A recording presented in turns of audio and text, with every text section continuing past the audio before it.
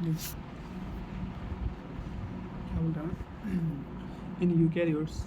अब देखो यूकैरियोट्स में क्या होता है, in eukaryotes there are 2 additional complexities. कितनी कॉम्प्लेक्सिटी बोलते हैं, 2 और कॉम्प्लेक्सिटी, ठीक है। कौन सी there are at least 3 RNA polymerase. सबसे पहले तो ये कि मिनिमम 3 तो आरएनए पॉलीमरेज नहीं बना, ठीक है, in the nucleus in addition to RNA polymerase found in the organelles, in addition to the RNA polymerase found in the organelles। यानी जो देखो बैक्टीरिया में कितने थे, बैक्टीरिया में सिर्फ एक RNA पॉलीमरेज, ये मालूम है बात, अपने पढ़े ना भी।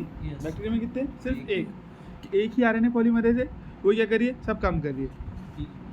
लेकिन यूकैरियोटिक में पहली कॉम्प्लेक्सिटी क्या होगी, कि पहली कॉम्प्लेक्सिटी ये हो गई कि आरएनए पॉलीमरेज एटलीस्ट 3 हो, क्योंकि अपने 3 डिफरेंट टाइप्स ऑफ आरएनए बनाने के, 3 अलग अलग तरीके क्या बनाने के, बोलो आरएनए बनाने के, आरएनए पॉलीमरेज 1, आरएनए पॉलीमरेज 2 और आरएनए पॉलीमरेज 3।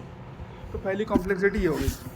इससे पहले बोला तुम्हारे को कि देखो क्या, जो अपना बैक्टीरिया है, तो बैक्टीरिया छोटा है, गरीब इंसान है, तो इसलिए उसके पास में एक ही आरएनए पॉलीमरेज, यानी वही आरएनए पॉलीमरेज उसका आरआरएनए भी बना रही, उसका टीआरएनए भी, उसका एमआरएनए।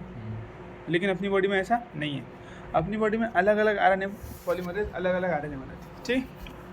चल द आरएनए पॉलीमरेज 1, अब देखो कैसे याद रखेंगे इसको,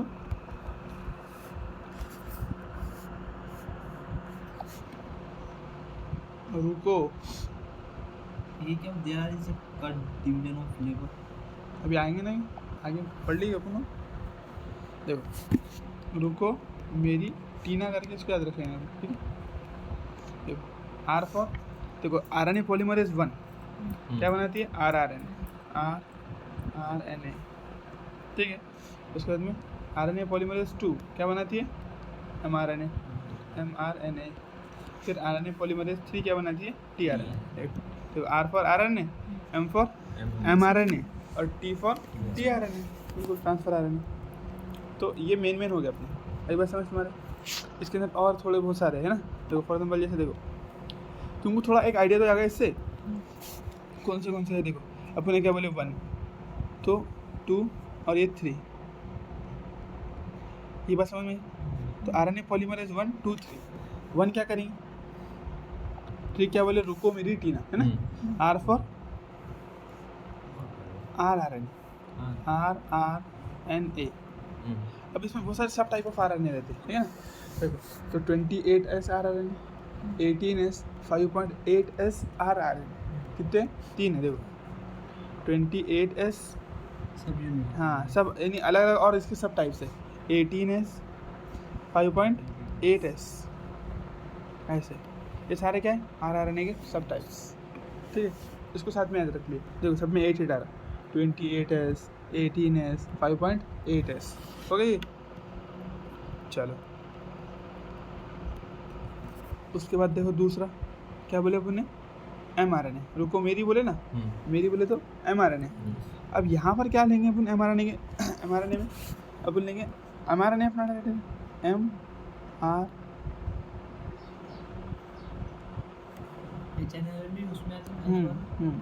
एमआरएनए, या फिर इसको बोल सकते हैं HNRNA, HNRNA, हाँ बिल्कुल। अभी आएंगे अपन इसके ऊपर, किसको बोलते हैं HNRNA, अभी आने वाले हैं अपने, ठीक है। अभी कितना है तरफ, ठीक है। उसके बाद देखो फिर तीसरा TRNA, तो TRNA, उसके बाद में SNRNA,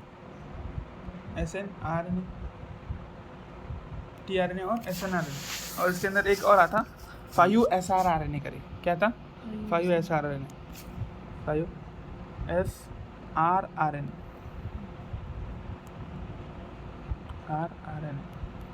ऐसा। तो तुमको क्या करना है, सिंपल एक छोटी सी चिट्ठी पे इसको लिख लेना है, क्योंकि इससे क्वेश्चन आते हैं, ठीक है ना। ये दिए हैं तुम्हारे को, तो जैसे ये सबक से कुछ क्वेश्चन ऐसे आते हैं जो एकदम लर्निंग बेस्ड है ना, कॉन्सेप्ट तो ऐसे ही तैसे, लेकिन क्योंकि इसके अंदर एक एक लाइन एक एक वर्ड बहुत इंपॉर्टेंट है, इसलिए याद करने वाले क्वेश्चन बहुत ज़्यादा आते हैं, तो तुमको याद होने को नहीं अच्छे से करने में, ठीक।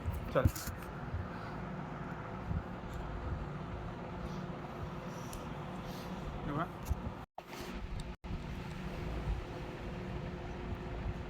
हाँ ये क्लियर हो गया। तो देखो पॉलीमरेज 1 क्या करती है, आरआरएनए बनाती है, ट्रांसक्राइब्स आरआरएनए, पॉलीमरेज 2 क्या करती है? देखो तो उसने RNA के सब यूनिट बताया 28S, 18S, 5.8S, where as the RNA polymerase 2 responsible for the transformation of tRNA, 5SRRNA and SNRNA, small nuclear RNA बोलते हैं उसको. The RNA polymerase 2 transcribe precursor of mRNA, the heterogeneous nuclear RNA that is HNRNA. अभी क्या रहता है अभी देख लेते हैं, ठीक है. और बस इतना ही बोला ना, आया समझ में आता कि पूरा कुछ भी नहीं, वो सारे क्या क्या RNA है वो सारे दिया उसने, मैंने तुमको बता दिया. हाँ देखो अब क्या होता है एक्चुअल में, यहाँ से जो RNA बना था यहाँ से कौन सा, बिल्कुल याद ही रखना है, सुरट लेना है. कहाँ पर डिवीजन ऑफ लेबर किसका मतलब इसका एंजाइम का डिवीजन ऑफ लेबर है इसमें. There is clear cut division of labour. हाँ देखो यहाँ पर काम बटा हुआ है, यहाँ पर क्या है काम बटा हुआ है. ऐसा नहीं है कि एक ही एंजाइम सारे काम कर रही है. यहाँ पर there is a clear cut division of labour बोलते हैं, हर एंजाइम को एक एक काम मिले. तो उसके पीछे एक ही काम है कि भाई एक RNA बनाना है, एक RNA के टाइप जैसे RNA बनाओ या फिर mRNA बनाओ या फिर tRNA के उसके सब यूनिट बनाओ. तो clear cut division of labour है, काम बटा हुआ है. एक ही सारे RNA का बोझ एक ही एंजाइम पे नहीं डाल दिया, एक एंजाइम पे कुछ ही RNA का बोझ है कि भाई तुम ये RNA बनाओ, ऐसा इसको बोलते हैं there is a clear cut division of labour. ये लाइन कहाँ पर पढ़े थे उन्होंने? ये पढ़े थे अपन ने एनिमल किंगडम के पहले पेज पर. हाँ वहाँ पर क्लोरोप्लास्ट में भी और यहाँ पर भी. उसके अंदर भी क्या दिया था कि जैसे सेल बनते हैं तो सेल तो टिश्यू पे चले गए, तो टिश्यू में क्या हो गया, डिवीजन ऑफ लेबर हो गया, काम बढ़ गया. हर सेल जैसे जो अगर सेलुलर लेवल ऑफ ऑर्गेनाइजेशन तो हर सेल को पूरे काम करना था, लेकिन टिश्यू आ गया तो काम बढ़ गया, तुम ये काम करो तुम ये काम करो ऐसा. तो वही बात यहाँ पर भी ठीक है. चलो अब देखो एक्चुअल में ये HNRNA क्या रहता, देखो यहाँ से हमारे DNA से जो RNA बना था, बोलो DNA से जो RNA बना था, ये DNA है फॉर एग्जाम्पल अपना, तो इससे जो RNA बना था तो क्या ये एकदम प्योर RNA था? हाँ बिल्कुल, इसमें थे एक्सॉन एंड इंट्रॉन्स, बिल्कुल इंटरप्ट करने वाले इंट्रॉन्स, ठीक है. तो इसी RNA को बोलते हैं HNRNA यानी हेट्रोजीनस. हेट्रोजीनस बोले तो अलग अलग, तो इसमें इंट्रॉन्स भी एक्सॉन भी. हेट्रोजीनस न्यूक्लियर क्यों बोले, क्योंकि न्यूक्लियस के अंदर है अभी, जैसे न्यूक्लियस से बाहर आएगा तो हम इसके एंट्रॉन्स काट देंगे, एंट्रॉन्स क्या कर देंगे, कट कर देंगे, हाँ प्रोसेसिंग कर देंगे, इसकी कैपिंग टेलिंग कर देंगे, तो फिर वो साइटोप्लाज्मिक RNA वो एक्चुअल में अपना हमारे. तो कुछ बात नहीं है, सिर्फ इतनी बात है देखो कि DNA से जो बनता पहले HNRNA, फिर वही बाद में mRNA में कन्वर्ट होता. तो तुम HNRNA को इमैच्योर mRNA भी बोल सकते या फिर mRNA को मैच्योर HNRNA. हेट्रोजीनस नाम क्यों पड़ा, क्योंकि एक्सॉन्स भी है और एंट्रॉन्स भी है इसीलिए. और न्यूक्लियर नाम क्यों पड़ा, क्योंकि अभी न्यूक्लियस के अंदर है, बाहर जब निकालने के लिए न्यूक्लियस के बाहर निकालने के लिए उसको अपने को मॉडिफाई करना पड़ेगा. एक तो उसके एंट्रॉन्स एक्सॉन काट के फेंकना पड़ेगा, दूसरी बात क्योंकि ये कुछ काम की नहीं ना, इससे प्रोटीन बनेंगे ही नहीं फिर अपना. दूसरी बात ये है कि इसको कैपिंग और टेलिंग कराना पड़ेगा, प्रोसेसिंग कराना पड़ेगा. बिल्कुल एक बार देखो क्या बोल रहा मैं कि व्हाट इज HNRNA. HNRNA क्या है, हाँ HNRNA है ना, RNA. तो HNRNA का फुल फॉर्म, H का फुल फॉर्म क्या हो रहा है, हेट्रोजीनस बोले तो हाँ दो अलग अलग चीज़ों से मिलकर बने हुए हैं ना, हाँ जो सेम चीज़ से बने हुए नहीं है, तो दोनों अलग अलग कंपोनेंट उसमें, उसको बोलेंगे हेट्रोजीनस. और उस तो हेट्रोजीनस है ये, कैसे हेट्रोजीनस, क्योंकि इसमें एंट्रॉन्स है और एक्सॉन्स है. mRNA में रहते जो एक्सॉन, तो एक्चुअल में जो बोल रहे हैं ना अपन वो mRNA में रहते, वही HNRNA रहता जो अपन बोल रहे हैं ना. या फिर HNRNA दो एक के दो नाम है समझ नहीं, एक के दो नाम नहीं है. देखो हाँ देखो ये जो ये इमेच्योर जो दिख रहा है ना, जिसमें इंट्रॉन्स एक्सॉन्स दोनों है, इसको एक्चुअली में अपन HNRNA बोलते हैं. बाद में फिर ये जो कन्वर्ट होगा ये देखो यहाँ पर mRNA बना है, कैपिंग करके, हाँ कैपिंग टेलिंग और स्प्लाइसिंग करने के बाद में. तो एक के दो नाम है ऐसा नहीं बोल सकते. इमेच्योर फॉर्म को अपन HNRNA बोलेंगे जिसमें एंट्रॉन्स एक्सॉन्स दोनों हैं, और मैच्योर फॉर्म को अपन mRNA बोलेंगे जिसके अंदर सिर्फ और सिर्फ एक्सॉन्स है, कैपिंग टेलिंग.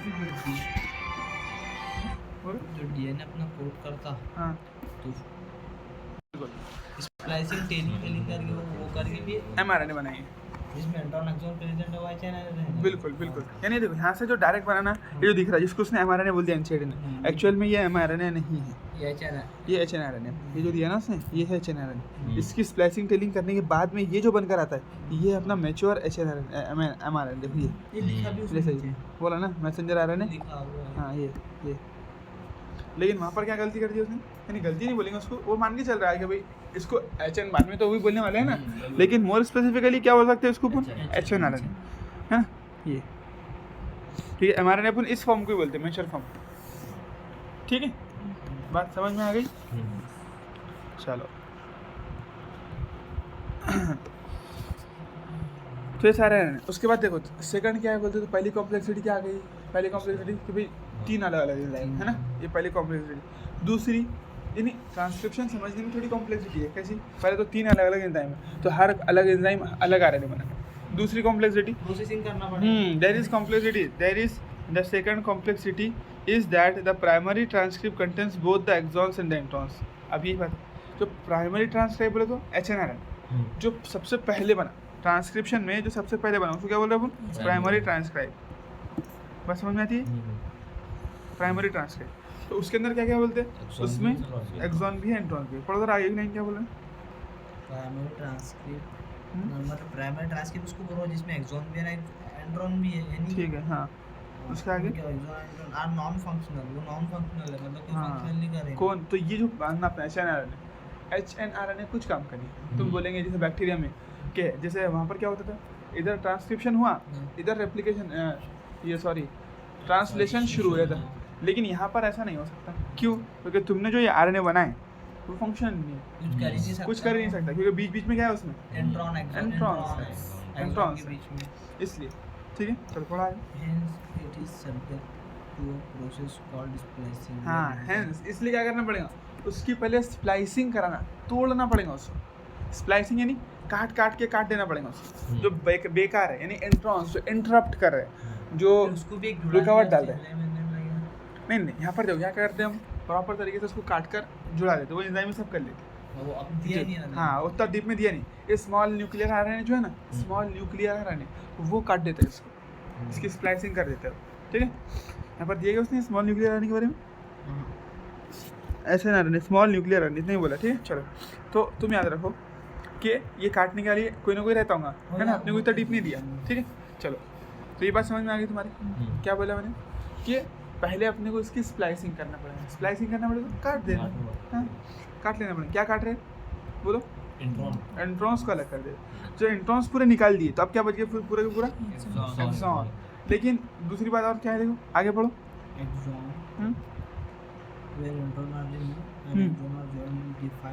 हाँ एक्सॉन को डिफाइंड ऑर्डर में जोड़ दो फिर, काट कर दो। अगर काट देंगे तो काट के टुकड़े अलग अलग हो गए, लेकिन जिस सीक्वेंस में जुड़ना चाहिए प्रोटीन बनाने के लिए उस सीक्वेंस में एक्सॉन को जोड़ देना है। अब ये सब कौन करता है, ये अपने को डिटेल नहीं दिया। ये क्या बस hence it is subject to a process, hence it is subjected, इसीलिए इसको कराना पड़ेगा।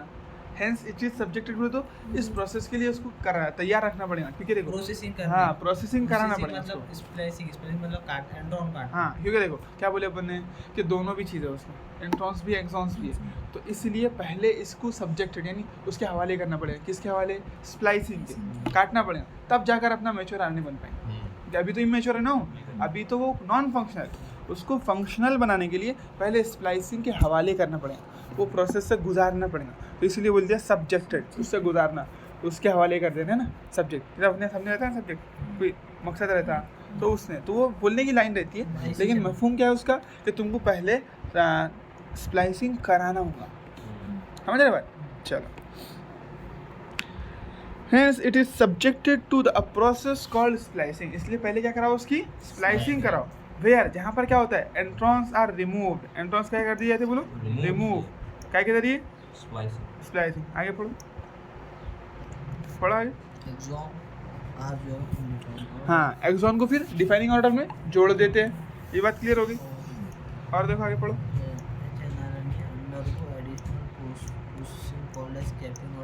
हाँ अब देखो एक और एडिशनल प्रोसेसिंग कराना पड़ता है, मैंने बताया था तुम्हारे को, वो तो हिट गया। देखो स्प्लाइसिंग हो गया, स्प्लाइसिंग हो गया, स्प्लाइसिंग के बाद में भी और कुछ कराना पड़ रहा है। क्यों, मैंने बताया था कि भाई 5 स्टार होटल है तो उसमें जाने के लिए थोड़ा तो तुम टिप टॉप जाएंगे ना, तो बस वैसे ही काम है। और यहाँ पर कैसा है कि यूकैरियोटिक सेल में तुम ऐसा मूड आगे चलेगा तो तुम्हारी धज्जे उड़ा देता है, क्योंकि उसके पास में क्या रहता है, पहले ही रिस्क करके एक एंजाइम रहता है, रिस्क। वो रिस्क नहीं लेता ज़्यादा, क्योंकि सिंगल स्टैंडर्ड आरएनए तो बहुत आएंगे। कोई भी वायरस क्या करता है, मुंह उठाता है और डायरेक्ट सिंगल स्टैंडर्ड आरएनए छोड़ देता है, चलो देखते बैठो क्या है। तो हाँ, तो फिर तो ऐसे कितने वायरस से इन्फेक्शन होएगा अपने को। तो इसलिए सिंगल स्टैंडर्ड आरएनए को परमिट नहीं करता कौन, हमारी बॉडी। तो वो क्या करता है, उसको काट देता। तो उस एंजाइम से बचने के लिए तुमको क्या करना पड़ेगा, कैपिंग और टेलिंग करना पड़ेगा, दोनों साइड से कवर कर देना पड़ेगा, ताकि एंजाइम पहचान ही ना सके उसको, कुछ जुड़ ही ना सके उससे। तो बिकॉज तुम जब ऐसे कैपिंग करते थे, तो कैपिंग में क्या करते, 5-मिथाइल ग्वानोसिन ऐड करते। क्या करते, तो क्या है उसका नाम पढ़ो, कैपिंग के अंदर जो चीज़ ऐड करते क्या रहते हो, हाँ, in capping end 5 end of an HNRNA।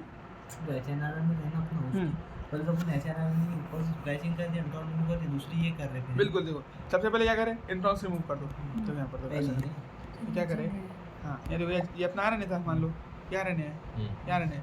तो इसमें जो एंट्रॉन्स थे, ये क्या है, एंट्रॉन्स, ये एंट्रॉन्स, ये क्या है बोलो, एंट्रॉन्स। तो इसको पुनः पहले रिमूव कर दी। अब क्या बच गया अपना, सिर्फ और सिर्फ एक्सॉन बच गया। उसको फिर डिफाइनिंग सीक्वेंस को जोड़ दिए, ठीक है, थोड़ा छोटा हो जाएगा ना, एंट्रॉन्स रिमूव हो जाएंगे। अब क्या करो इसके ऊपर, अब इसके ऊपर कैपिंग करो, मिथाइल ग्वानोसिन ट्राइफॉस्फेट, 5-मिथाइल ग्वानोसिन नहीं, मिथाइल ग्वानोसिन ट्राइफॉस्फेट, एक अनयूजुअल न्यूक्लियोटाइड। इसका मतलब अनयूजुअल, यानी आम टाइम पे यूज़ नहीं करते इसको, आम डीएनए में यूज़ करते हैं इसको नहीं, सिर्फ हाँ। जैसे देखो फॉर एग्जाम्पल, तुम 5 स्टार होटल में जा रहे हो, तो आम कपड़े पहन के जाएंगे, रोज़ पहनते वो नहीं, थोड़ा स्पेशल। तो ऐसा है, थोड़ा स्पेशल न्यूक्लियोटाइड है ना, जो हमेशा नहीं लगा हुआ रहता डीएनए पर, आरएनए पर, सिर्फ और सिर्फ स्पेशली कैपिंग प्रोसेस के लिए बनाया गया है, वहीं पर यूज़ करता है। बिल्कुल बिल्कुल हीच। तो अपन ने क्या करे, एक अनयूजुअल न्यूक्लियोटाइड लगा दी। क्या करे बोलो, एक अनयूजुअल, ऐसे मान के चलो, ये लगाया अपन ने, ये तो कैप पिला दिया उसको, कैप पिला दी कैप। अब क्या करना है, वो पतंग को लगा देना दुमची, तो उस तरीके से टेल लगा देना है यहाँ, समझ में आ रही है। तो दोनों साइड से कवर हो जाएगा, तो ना कोई इधर से पहचान पाएगा ना इधर से पहचान पाएगा, समझ रहे। तो एंजाइम यहाँ पर भी आके अटैक नहीं मार सकती, इधर से भी नहीं जुड़ सकती, तो एंजाइम से बच गए। मतलब ये 5-मिथाइल ग्वानोसिन ट्राइफॉस्फेट, ये जो 5 एंड पे लगा रहे हैं, बिल्कुल बिल्कुल, ये पूछ सकता क्या? हाँ पूछ सकते हैं ना, क्यों नहीं।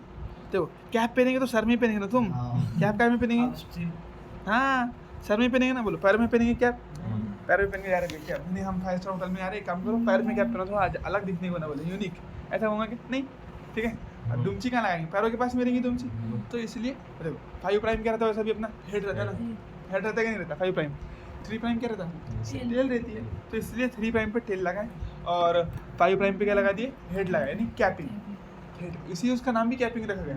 कैपिंग क्यों बोले, क्योंकि 5 प्राइम पे लगा रहे थे ना, कुछ दूसरा नाम रख सकते थे, कैपिंग टेलिंग क्यों बोले, हेड और दुमची कुछ ना कुछ तो रिलेट करेंगे ना, इसीलिए रखे। तो ये 5 प्राइम एंड पे क्या करे बोलो, कैपिंग, और 3 प्राइम एंड पे टेलिंग करेंगे। तो देखो कैपिंग में एक ही कैप देना है, टेल में दुमची वो पतंग पे जोड़ देते ना, तो उसमें एक नहीं जोड़ते वो, देखो कैप तो एक पहनाएंगे अपन, लेकिन लोग दुमची लंबी जोड़ते हैं वो बढ़िया से, है ना। तो पॉली देखो यानी ए के तो बहुत सारे अपना न्यूक्लियोटाइड जोड़ दे। टेलिंग में क्या करे, एक न्यूक्लियोटाइड नहीं जोड़े, कैपिंग में सिर्फ एक कैप पिनाए, कौन सी, एकदम अच्छी भारी वाली पिना दी कैप, है ना, मिथाइल ग्वानोसिन ट्राइफॉस्फेट, काम खत्म, बिल्कुल। लेकिन ये टेलिंग में क्या करे, अच्छी लंबी दुमची लगा दी पतंग के जैसी, पतंग को भी लगाया कि नहीं दुमची, ठीक है। तो वैसी 200 से 300 बेस पेयर लगा दिए, कितने लंबी इसलिए बोले साले ने देखना ही नहीं अपने जरा, नहीं यार उसको जानते बोलेंगे, वो भारी दिख रहा है, ऐसे पकड़ में नहीं आने को ना। हाँ एडिनाइलिक रेसिड्यू, तो ए देखो ये अपना एडेनाइन, एडेनाइलिक क्यों बोला, क्योंकि एडेनाइलिक एसिड है ना, तो इसलिए एडेनाइन रेसिड्यू इन उसका पार्ट। तो सिंपल कुछ भी नहीं, एडेनाइन जो रहता है ना अपना ए बस वो लगाना है, एडेनाइन के पार्ट है। हाँ बिल्कुल, एडेनाइन एडिनाइलिक बोले तो एडिनाइलिक एसिड के बारे में बोल रहा है, यानी एडिनाइलिक एसिड न्यूक्लियोटाइड। तो ऐसे बहुत सारे ए लगाते चल जाएंगे न्यूक्लियोटाइड ना, बिल्कुल। और यहाँ क्या रहेंगे बोलो, यहाँ रहेंगे अपना हेड पे क्या रहेंगी, राइबोन्यूक्लियोटाइड बोलना पड़ेगा ना, मिथाइल ग्वानोसिन। इतना टेंशन मत, बस तुम इसे रट लो कि एडिनाइलिक रेसिड्यू या फिर ए पॉली ए टेल बोलते हो, क्या बोलते हो उसको, पॉली ए टेल, यानी बहुत सारे ए लगे हुए रहते हैं।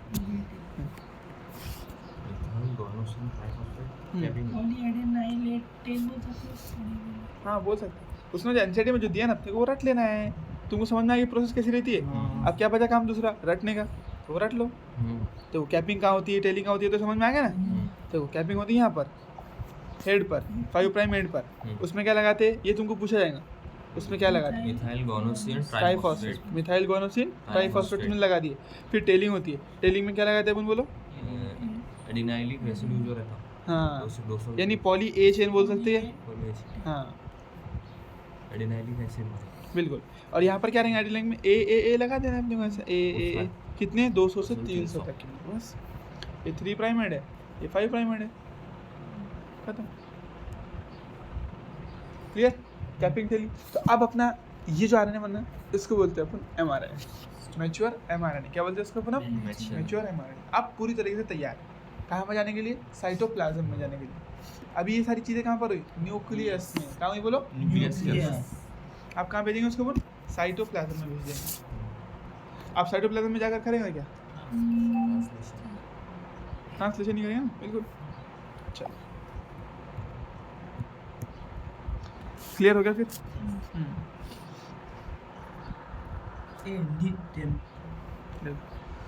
In tailing, adenylate residue 200 से 300 are added at 3 prime end in a template independent manner। अब यहाँ कोई टेम्पलेट की जरूरत पड़ रही है अपने को, किसी को देख के बना रहेगा, जैसा डीएनए से डीएनए बनाए थे टेम्पलेट डिपेंडेंट मैनर, डीएनए से आरएनए बनाए वो भी टेम्पलेट डिपेंडेंट मैनर। लेकिन ये जो है, ये जो लग रहा है अपनी टेल, ये किसी को देख कर लगा रहेगा अपन, नहीं, ये खुद ही से लगा रहेगा, हाँ टेम्पलेट इंडिपेंडेंट मैनर में। क्योंकि देखो वो जो सुनो एक बार हाँ। जो अपना आरएनए बन रहा था ना, टेम्पलेट डिपेंडेंट, टेम्पलेट को देख देख के बना, बिल्कुल। लेकिन जो अपन ये लगाया तो इस पे कुछ है नहीं ऐसे, हाँ बिल्कुल, बस उसको तुम मान दे रहे बस, हाँ नहीं तुम्हारा पहले से आरएनए बना हुआ है, अब किसी को देख देख के ए पॉली ए टेल लगा रहे नहीं, जिससे मतलब स्पेशली ऐड कर रहे तुम उसको, हाँ बिल्कुल। वो उनका काम कर रही है इसका। तो ये पूछ लेगा क्या, जैसे सब कुछ तुमको मालूम है, लेकिन ये टेम्पलेट इंडिपेंडेंट में ये टेम्पलेट डिपेंडेंट, तुम घूमना नहीं इसमें। बात सिंपल है ना, कुछ है क्या ऐसा कि इसको देख के लगा रहे, नहीं खुद ब खुद लगा रहे। तो इसलिए पहले टेम्पलेट इंडिपेंडेंट मैनर, यानी कोई टेम्पलेट यहाँ पर नहीं है, बस ऐसे ही अपन लगा रहे उसको। कहा दिया उसने टेम्पलेट इंडिपेंडेंट मैनर, ये देखो यहाँ पर independent, it is the fully processed HNA. अब क्या होगा, ये फुल्ली प्रोसेस्ड एचएनआरएनए जिसको अपन मैच्योर एमआरएनए बोलते हैं, नाउ कॉल्ड एमआरएनए। अब इसको एमआरएनए बोलते हैं। तो ये 3-4 चीजें करे बाद हाँ यानी ये कहाँ पर करे अपन ने, एचएनआरएनए पर ही करे ना, तो इसलिए फुल्ली प्रोसेस्ड एचएनआरएनए जिसको अपन क्या बोल सकते हो, एमआरएनए। तो बोलो क्या एमआरएनए एचएनआरएनए सेम है, नहीं, unprocessed process. This is transported out of the nucleus for the translation. ये ट्रांसफर किया जाता है कहाँ से, न्यूक्लियस से बाहर, किस लिए, ट्रांसलेशन के लिए। यानी अब इसका ट्रांसलेशन होगा, तो क्या बोला ना अभी मैंने, क्योंकि अब न्यूक्लियस के अंदर तो नहीं हो सकता यहाँ translation.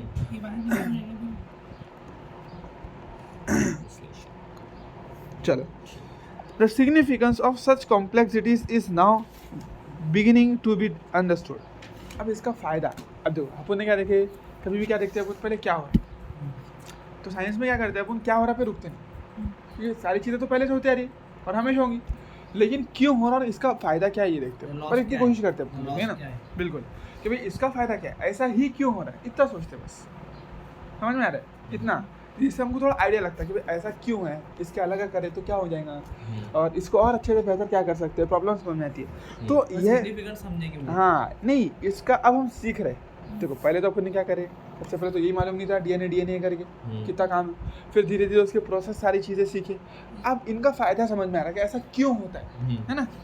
The significance of such complexities is now beginning to be understood. The split gene arrangement represent probably an ancient feature of the genome।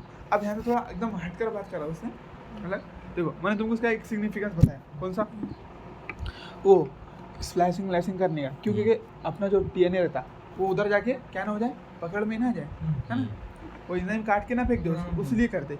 अभी एनसीईआरटी क्या समझा रही है, कुछ अलग ही समझा रही है। एनसीईआरटी ने एक पहले बात करी थी, क्या उसने बोली थी कि आरएनए वर्ल्ड रहता करके, टॉपिक्स पढ़े आरएनए वर्ल्ड, यानी सबसे पहला जो न्यूक्लिक एसिड बना था वो क्या बोल रही हो, आरएनए रहता है। तो उसको इससे एक्सप्लेन करने की कोशिश कर रही है, क्या कर रही है, उसको इससे एक्सप्लेन करने की कोशिश कर रही है, बिल्कुल नहीं, एक सुन लो गौर से, ठीक है। The split gene arrangement represent probably an ancient feature of genome। जो स्प्लिट जीन है ना तुम्हारा, वो बताता बोलते ancient feature of genome, genome का एंशिएंट फीचर बताता है। यानी देखो अपन क्या मान रहे हैं, यानी पहले कैसे माना गया कि आरएनए सबसे पहले आया करके, ऐसा मानेंगे नहीं? तो जैसे स्प्लिट जीन यही बता रहा, बोलते कैसा बता रहे हैं कि आरएनए सबसे पहले आया। अब किस तरीके से बता रहा है? क्योंकि देखो ये जो अपना आरएनए बना उसमें क्या था, कुछ जगह ऐसा था ना, कुछ जगह इंट्रॉन्स थे, है ना? इसका मतलब कुछ ही इससे पहले कैसा होगा? देखो पहले अपन क्या मान रहे, डीएनए था ही नहीं, आरएनए था। तो डीएनए पे कैसा रहता है, समझो तुम लोग बोलना क्या चाह रहा हो। देखो डीएनए पे कैसा रहता है, ये डीएनए अपना, ठीक है? तो यहाँ पर कैसा रहता है कि देखो जैसे यहाँ तक कि ये अपना ये वाला एक कोई अपना हुआ है क्या, जीन, फिर थोड़ा छोड़ के ये जीन रहता है, फिर थोड़ा छोड़ के ये जीन रहता है। ऐसा ही रहता है डीएनए पे, रहता है कि नहीं? पूरा लगातार तो जीन नहीं रहती उसके ऊपर, थोड़ा छोड़ के कुछ पार्ट ऐसे जीन रहती है, इसको मानते हैं अपन जीन। यानी ये आरएनए बनेगा, फिर ये इस तरीके से, ठीक है? तो अब आरएनए में भी जो अपन ने यहाँ पर देखे यूकैरियोटिक में, वो कैसा दिखा अपने को? देखो ये जो आरएनए बना है अपन ने, उसमें क्या दिखा? यहाँ पर अपने को दिखे कि नहीं दिखे? एंट्रॉन्स, यहाँ पर थोड़ा इतना सेगमेंट एंट्रॉन्स का, फिर यहाँ पर इतना सेगमेंट एंट्रॉन्स का, फिर इतना सेगमेंट एंट्रॉन्स का। तो यानी अगर गौर से देखें, जैसे इस आरएनए को, अगर इस आरएनए को एक्ट करे अपने जीन के जैसा, इस आरएनए को अपने मेन न्यूक्लियोटाइड मान लिए, इस आरएनए को क्या करे बोलो, मेन न्यूक्लियोटाइड मान लिए, तो देखो इतना पोर्शन क्या बनेगा फिर अपना जीन, ये प्रोटीन बनाएगा इतना, फिर इतना पोर्शन नया प्रोटीन बनाएगा, फिर इतना पोर्शन नया प्रोटीन बनाएगा, है ना? तो ये जो अरेंजमेंट दिख रहा, ये एक हिसाब से किस चीज़ का सबूत दे रहा है कि आरएनए ही पहले क्या होगा, जेनेटिक मटेरियल। तो एक्सप्लेन नहीं करा उसने बस एक इशारा देकर छोड़ दिया कि देखो ये चीज़ ऐसा समझाती है। अब किस तरीके से समझाती है वो नहीं बोला, तो मैं तुमको बता रहा अभी, है ना, कि किस तरीके से पॉसिबल हो सकता है समझने का। अपन अपने हिसाब से सोच रहे बस, ऐसा ठीक है? ऐसा इंस्टीट्यूट ने कुछ भी एक्सप्लेन नहीं करा कि किस तरीके से वो सबसे इस बात से ये साबित हो रहा है कि आरएनए ही सबसे पहला क्या है, तो अपन कैसा याद रख रहे हैं? हाँ ये तो तुमको याद ही है, पहले एनसीईआरटी ने ऐसा माना ना कि आरएनए जेनेटिक मटेरियल सबसे पहले है। यहाँ का क्या रखना है, यहाँ पर उसने ये समझाया नहीं कि किस तरीके से इस बात से ये साबित होता है कि आरएनए सबसे पहला जेनेटिक मटेरियल, लेकिन बोल दिया कि इस बात से ये साबित होता है। कैसा साबित होता है? तो अपन देख रहे हैं कि देखो आरएनए में इंट्रॉन्स है, जिस तरीके से डीएनए में थोड़ा छोड़ कर क्या थे अपने बोलो, जीन थे। उसी तरीके अब तो आरएनए अपना अगर जेनेटिक मटेरियल होगा तो मान के चलो पहले ऐसा आरएनए अपना जेनेटिक मटेरियल है, पहले स्टार्टिंग की केस है, और इस तरीके का कुछ आरएनए जेनेटिक मटेरियल है, तो बीच में उसमें कहता है एंट्रॉन्स है, क्योंकि जेनेटिक मटेरियल कैसा रहता है, पूरा के पूरा जीन नहीं बना रहा, थोड़ा छोड़ कर अलग अलग जीन बनने को ना उसमें, तो फिर ये वाला सेगमेंट एक अलग जीन बना रहा होगा, अलग प्रोटीन, ये वाला सेगमेंट अलग। क्योंकि देखो अगर इसमें ये एंट्रॉन्स नहीं होते तो पूरा एक आरएनए होता, पूरा एक सिंगल आरएनए, और उस सिंगल आरएनए से एक ही प्रोटीन बनती है ना। तो फिर ये किसी के जेनेटिक मटेरियल के तौर पे काम कर सकता नहीं कर सकता। लेकिन अगर इसमें एंट्रॉन्स है जो कुछ नहीं बनाते, उस वजह से क्या हो सकता है, उन एंट्रॉन्स ने इन एक्सॉन्स को बांट दिए, तो इस एक्सॉन से एक अलग प्रोटीन बनेगी, इस एक्सॉन से एक अलग प्रोटीन, इस एक्सॉन से एक अलग प्रोटीन, जब तक जरूरत पड़ेगी। हाँ बिल्कुल। अभी कोई एक्सप्लेन भी नहीं करता क्यों कैसा, एनसीईआरटी ने खुद ने नहीं बताया, तो अपन कोशिश कर रहे हैं इसको एक्सप्लेन करने की। तुम इसको समझो, समझ में आई बात कि किस तरीके से ये साबित हो रहा है कि सबसे पहले आरएनए ही जेनेटिक मटेरियल था, क्योंकि आरएनए ऐसे होंगे। अब अगर आरएनए ऐसे है तो उनके अंदर बीच बीच में क्या है बोलो, बीच बीच में क्या है उनमें एंट्रॉन्स है।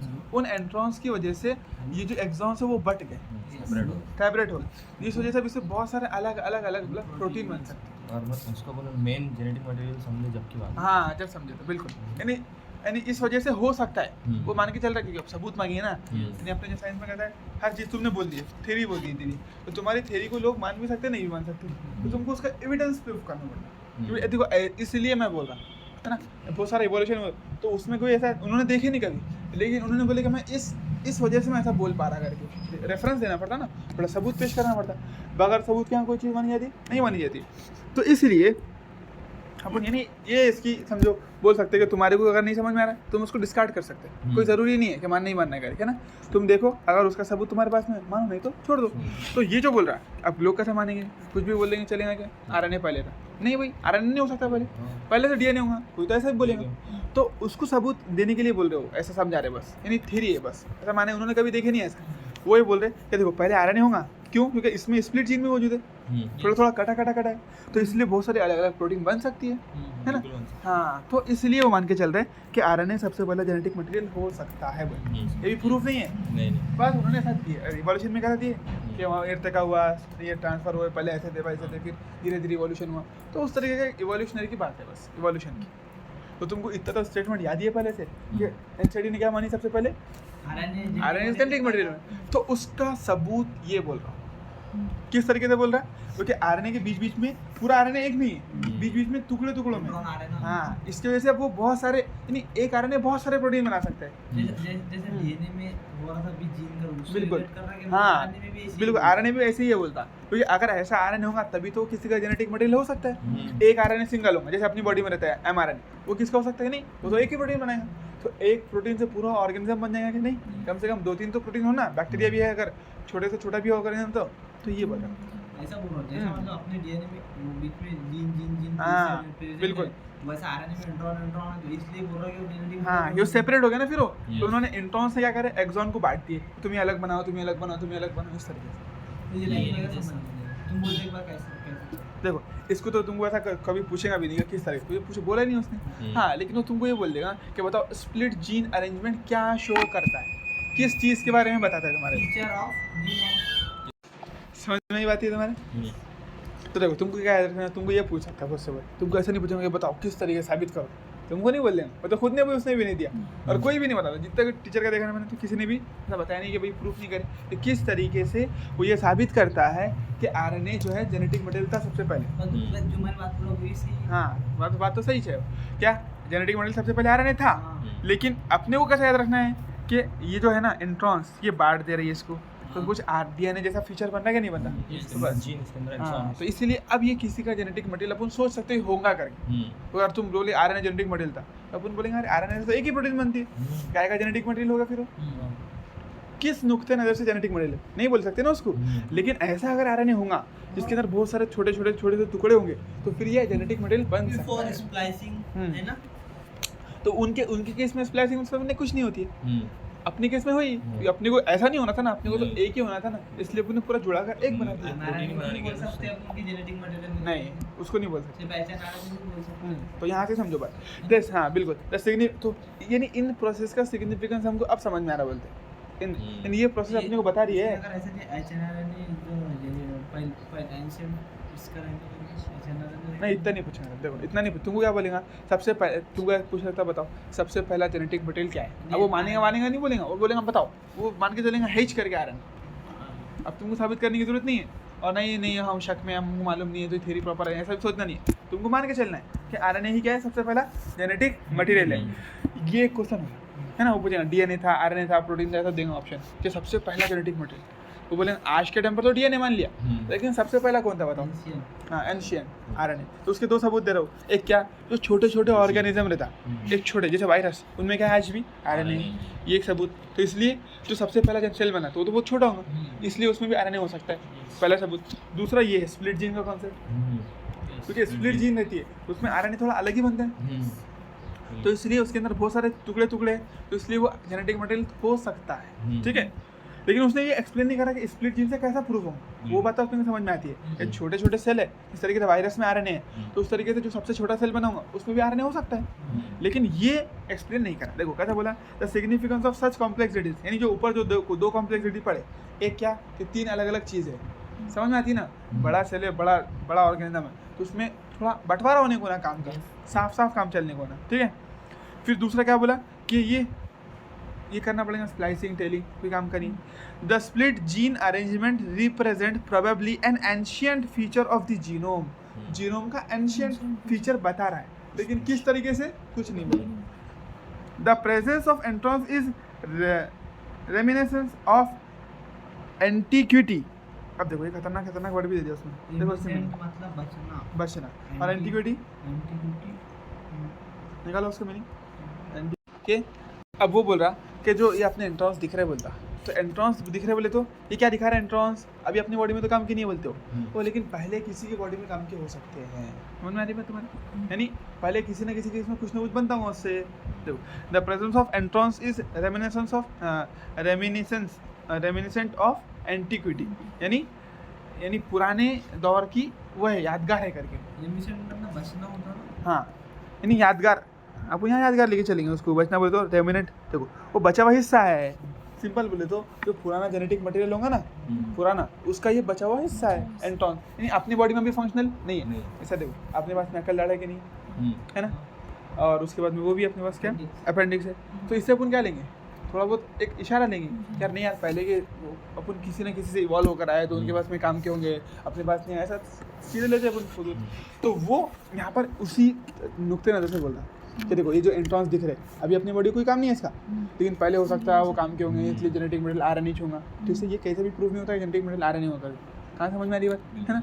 तो ये तो बोल, हाँ चलो ये बचे हुए हैं, लेकिन हो सकता है उसके पास ये नहीं छूंगा, उससे आरएनए बने और उसके इसमें भी काम किया हो, ऐसा भी तो हो सकता है ना यार। तो इसलिए ये किधर से इशारा नहीं दे रहा कि जेनेटिक मटेरियल पहले आरएनए है, लेकिन मैंने तुमको जो बात बताया कि वो उतना याद रख ली, तो उससे थोड़ा लिंक तो बैठेगा। मैं अभी कहाँ अपने को पूछने वाला है कि क्या था करके, लेकिन इतना पूछेगा। देखो तो ये समझ में आया तुम्हारे कि वो ये मान के चल रहे हैं कि जो एंट्रॉन थे अपने, क्या है बोलो, एंट्रॉन्स है, तो वो एंट्रॉन्स पहले किसी के जेनेटिक मटेरियल में काम के होंगे करके, उसके आरएनए में कुछ ना कुछ बनाते होंगे, लेकिन तुम्हारे आरएनए में कुछ नहीं बनाते। जैसे अकल दाढ़ अपनी, वो मान के चले अकल दाढ़, तो अपने पास अकल दाढ़ है, तो वो मान के चलते अपने पुरखों के अपने काम में आती होंगी, ऐसा लगाते ना आइडिया। तो बस वैसे ही यहाँ पर दुप्पा मार, हाँ बिल्कुल, हाँ बिल्कुल। तो जैसे पहले अपने पुरखों में काम में आते होंगे, वो चारा खाते होंगे, तो वो डाइजेस्ट करते होंगे, जुगाली करते होंगे, है ना, तो उसके अंदर उनको काम में आता है, वो उन्हें खाना छोड़ दिए चारा, तो अपने काम में नहीं आ रहा। तो वैसे यहाँ पर भी अकल दौड़ा है और यहाँ पर ये काम करे, ठीक है। तो इससे ये बात तो समझ में आती है कि भाई ये पहले काम के होंगे, लेकिन उससे ये बात कहीं पर भी समझ में नहीं आती कि आरएनए ही जेनेटिक मटेरियल है। लेकिन तुम अगर वैसा देखे, जैसा मैंने बताया कि यहाँ से यहाँ तक कर उसने क्या करा, जीन को बांट दिया बहुत सारे टुकड़ों में, तो उससे ये चीज़ एक्सप्लेन हो सकती है, अपन समझ सकते हैं। अपने को एक्सप्लेन भी नहीं करना, एनसीईआरटी याद रख लेना, है ना, क्या एक्चुअली आप एक्सप्लेन करना है अपने नहीं, अपने को बस ये पॉइंट याद रखना है कि किस तरीके से भूल जाएंगे अपन, तो ऐसा वो कुछ भी बोल देंगे, ऐसा ऐसा होता है अपन तो भूल जाएंगे, ठीक है ना। तो अपने को ये याद रखना है कि इससे ये समझ में आती है बात कि पहले जेनेटिक मटेरियल अपना आरएनए हो सकता है करके, ठीक है। द प्रेजेंस ऑफ एंट्रॉन, तो यहाँ पर जो बात क्या बोल रहा हूँ, the presence of introns is रेमिनेसेंट, यानी यादगार, है ना, बचा हुआ, किसका बचा हुआ है, पुराने वाले जो आरएनए होंगे उनका बचा हुआ हिस्सा है, ऑफ एन एंटिक्विटी, यानी पुराने दौर का, एंटिक्विटी यानी कदीम, पुराने दौर का, बचे हुए हिस्से पुराने दौर का, बिल्कुल। यानी ऐसा मान के चल रहा हूँ कि पुराने जो ऑर्गेनिज्म, हाँ पुराने जो ऑर्गेनिज्म उनके अंदर ही काम का होगा, लेकिन अपनी बॉडी में काम के नहीं है। And the process of splicing represent the dominance of RNA world, ये बात बोलो, जो स्प्लाइसिंग है बोलते वो डोमिनेंस ऑफ आरएनए वर्ल्ड को शो करती है, किस तरीके से, कुछ नहीं बोला। एंड प्रोसेस ऑफ स्प्लाइसिंग, काटना, नहीं देखो अपन क्या करेंगे, काट दे रहे हैं, काटना मतलब इसका मतलब ये रिप्रेजेंट करता है आरएनए वर्ल्ड में, आरएनए वर्ल्ड था करके, हाँ, इसका मतलब सबसे पहले आरएनए जेनेटिक मटेरियल है, लेकिन वो कैसा कैसा, कुछ समझ में आ रही है, कुछ भी लिंक, क्योंकि काटने से सबसे पहले आरएनए होगा, तो कैसा, कुछ तो समझ में आना ना अपने, डीएनए में वैसा करते हैं, तो काट रहे, चलो काटने से ये कहाँ समझ में आ गया अपने, कैसे अपन ने देखो, हाँ काटने से ये तो तुम सोच के देखो, ये मेरे को समझ में नहीं आया, तुम खुद को तुम्हारे को समझ में आएगा कोई ना कोई आइडिया, क्योंकि अपने को ज़रूरत है इसकी ना कि भाई ये एक्चुअल में बोलना क्या चाहते हैं इनसेडी, कोई बताता नहीं उसको कि भाई स्प्लाइसिंग से ये कहाँ से आइडिया लग गया कि वो जेनेटिक मटेरियल आरएनए था। नहीं बता सकते, क्वेश्चन अगर आ रहा तो नहीं आता ना क्वेश्चन, अरे नहीं इतने ही बोलेंगे तुम्हारे को, वो क्या बोलेगा, तुम इतनी लाइन रहो ना कि स्प्लाइसिंग से क्या शो होता है, आरएनए वर्ल्ड के बारे में, कि भाई इससे बात समझ में आती है कि आरएनए वर्ल्ड था कुछ ना कुछ, आरएनए वर्ल्ड जैसी कोई ना चीज़ होंगी, लेकिन कैसे, ये सोच के देखो कि भाई वो काट रहा है, डीएनए को क्या कर रहा है, जो काम कर रही है उसको काट के फेंक दे रहा, तो इससे ये बात कहाँ समझ में आती है कि आरएनए सबसे पहले जेनेटिक मटेरियल था करके, कुछ समझ में आती है बात, नहीं आ रही ना ऐसा। लेकिन वो जो बताया मैं तुम्हारे को कि भाई ये बहुत सारे इसमें बांट दे रहा है उसको, है ना, हाँ बिल्कुल, इंट्रॉन्स एक्सॉन, यानी इससे फिर समझ में आता थोड़ा थोड़ा क्या आइडिया लग सकता है कि भाई होगा ऐसा आरएनए जेनेटिक मटेरियल जो क्या करता था, जिसमें बहुत सारे अलग अलग पार्ट है, इससे बहुत सारे अलग अलग प्रोटीन बन सकती है। चल आई बात समझ तुम्हारे। तो splicing represent the dominance of RNA world in recent times. The understanding of RNA and RNA dependent process in the living system have assumed more important. अब इनको ज़्यादा महत्व दिए जा रहा है ना, जैसे इवोल्यूशन में कहता है इंसान को नई चीज़ मिल गई तो वो ज़्यादा, जैसे डार्विन आया था ना तो ऐसा खतरनाक चर्चा था उसके बारे में कि सब ने सुनना ही बंद कर दिए थे, दूसरी कोई चीज़ चलती ही नहीं थी, बस डार्विन ही चलता था। क्यों, अरे भाई बंदरों से इर्तिका होकर आए हैं, अरे खामोश, सब वो सब क्या काम था। तो डार्विन जब आया था ना तो बस वो उसकी चर्चा रहती था रेस में, पूरे दिमागों पे छाया हुआ था, उसने बोल दिया था ना जो काबिल है वही जिंदा रहेगा करके, है ना, यानी जो रिप्रोडक्टिवली एक्टिव रहता, या फिर बोल सकते उसका स्टेटमेंट था जो काबिल है वही जिंदा रहेगा करके। फिटनेस है नेचर में कोई उसमें nature most fittest individual survive, है ना, सर्वाइवल ऑफ द फिटेस्ट करके थ्योरी दिए थे, तो वो तो ऐसा रहता है कभी कभी। अब जैसे इवोल्यूशन में तो बहुत ही ज़्यादा मज़ा आता है इंसानों को, साइंटिस्ट को क्या बात है क्या मालूम, अरे यार कुछ तो भी नया पुराना खोज डालेंगे वो, ठीक है। तो इसलिए आरएनए वर्ल्ड को, आरएनए डिपेंडेंट प्रोसेस को काफ़ी ज़्यादा इंपॉर्टेंस दिया जा रहा है ना, अभी फिलहाल, ठीक है। तो तुमको समझ में क्या है यहाँ तक कि देखो दो चीज़ें, सबसे पहली चीज़ ये क्या याद रखना है तुम्हारे को कि जो इंट्रॉन्स क्या रहते हैं, इंट्रॉन्स क्या है, ऐसा मान के चला है अपनी एनसीईआरटी ने कि इंट्रॉन्स पहले के ऑर्गेनिजम्स में काम क्यों, यानी पहले के ऑर्गेनिज्म का बचा हुआ हिस्सा है, जैसे अपनी अकल दाढ़ उस तरीके के इंट्रॉन्स, जैसे अपने पास अकल दाढ़ अभी कोई काम की नहीं, कोई काम है क्या उसका, नहीं है, हाँ विजडम टीथ, तो उसी तरीके से इंट्रॉन्स का अपनी बॉडी में इंट्रॉन्स क्या है, अभी अपनी बॉडी के अंदर कोई काम के नहीं है ना, लेकिन वो क्या दिखाता है कि पुराने लोगों का बचा हुआ पार्ट दिखाता है ना, इसका मतलब कदीम यानी जो पुराने थे उनका बचा हुआ हिस्सा दिखाता है कि उनके अंदर ही काम होगा करके, उनसे आया करके, यानी नहीं वो ये बता रहे कि किसी ना किसी से अपन इवॉल्व होकर है, इससे ये बात समझ में आ रही, ये बोल रहा हूँ। दूसरी बात ये बोल रहा है कि दूसरी बात ये बता रहा है अपने को कि जो स्प्लाइसिंग आरएनए वर्ल्ड का डोमिनेंस दिखाती है, स्प्लाइसिंग तो इतना रख लेना है तुम्हारे, ये तो कैसे समझ में नहीं आता है। स्प्लाइसिंग से क्या समझ में आया, बोलता कि आरएनए वर्ल्ड था पहले, बस इतना, तो कभी कभी ऐसे बोलते, अब इतना दिया था तो एक्सप्लेन भी करना था ना किस तरीके से आरएनए वर्ल्ड था, देखो काटने से ऐसा होता है इसलिए ऐसा, इसलिए पहले मान लिया गया कि आरएनए वर्ल्ड है, जिस अपने को देखो वो बात समझ में आई, कौन सी, थोड़ी तो रिंग लगा, थोड़ा लिंक तो हो ना कम से कम, कि जो वायरस में आरएनए रहता है तो बात सही है, छोटे छोटे ऑर्गेनिज्म में आरएनए रहता, तो सबसे छोटा इसमें आरएनए हो सकता है, पॉसिबल हूँ ऐसा, लेकिन अपन तो ये मानते ही नहीं ना, अपन तो मानते क्या कि सारी चीज़ें कुदरत ने एक साथ बने, उसको क्या जरूरत पड़ी है पहले ये बना फिर ये बना फिर ये बना, सब साथ में बने। तो यहाँ पर कैसा है, हाँ लेकिन यहाँ पर कैसा है, तुमको सबूत देना पड़ता ना, इससे चलती है पहले अपनी गाड़ी, तो इसका मतलब अपना कहीं पर भी नहीं है कि नहीं तुम ऐसे ही मान लो, ऐसा बोल रहे हो, वो खुद भी नहीं मानते। देखो साइंस का असल मकसद क्या रहता है साइंस पढ़ने का, कि तुम नेचर में जो चीज़ें मौजूद है, कुदरत काम किस तरीके से करती है उसको समझो। हाँ स्प्लाइसिंग से तुमको आरएनए वर्ल्ड का डोमिनेंस समझ में आना, बस कहाँ से कहीं ना कहीं कहाँ से, बस ये रटना है तुम्हारे को, स्प्लाइसिंग से हाँ कुछ भी समझ में नहीं आ रहा, काटो तो काटने से कहाँ समझ में आया, देखो तुमने आरएनए लिया उसको काट दिए, तो इससे क्या समझ में आएगा तुमको आरएनए था सबसे पहले, बोलो समझ में आ रहा है कि कैसे भी ये काटे, तुमने देखो तुमने क्या करे, डीएनए को काटे, स्प्लाइसिंग करा है, ठीक है, तो उस स्प्लाइसिंग कराने से सबसे पहला जो आरएनए था, सबसे पहला जेनेटिक मॉडल वो आरएनए ही हो सकता है करके, ये समझ में आ रही है बात, किधर से लग रहा है कि लिंक थोड़ा बहुत, अगर लिंक लगा तुमको तो तूने मेरे को बताना, नहीं लग सकता, अब मेरे को समझ में नहीं हो सकता किसी ने किसी समझ में आया करके, तो उसको सोचना है अपने को, एनसीईआरटी ने नहीं दिया पते तो थेरी भले उसकी दी हुई होंगी, लेकिन शायद वो ज़्यादा डिटेल होंगे इसलिए अपने को बताया नहीं उसने, छोड़ दिया उसने अपने को, कुछ ना कुछ ऐसा देती हो कुछ ना कुछ रख के, ठीक है। समझ में आई बात तुम्हारे, मैंने क्या बोला, अपने इसको मान के चलना है, ज़्यादा दिल पे नहीं लेना है, ठीक है चलो। जो